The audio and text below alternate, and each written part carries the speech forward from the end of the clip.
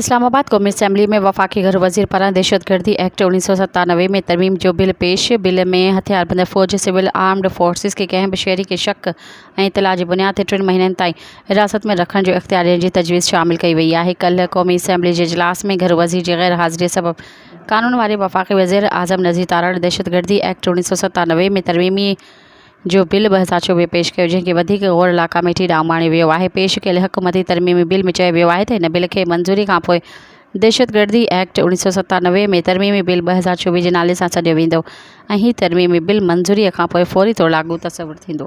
मज़ीद ख़बरनि ऐं तफ़सीलात लाइ विज़िट कयो असांजी वेबसाइट www.awamiNewsHD.com ऐं ॾिसंदा रहो अवामी न्यूज़ HD।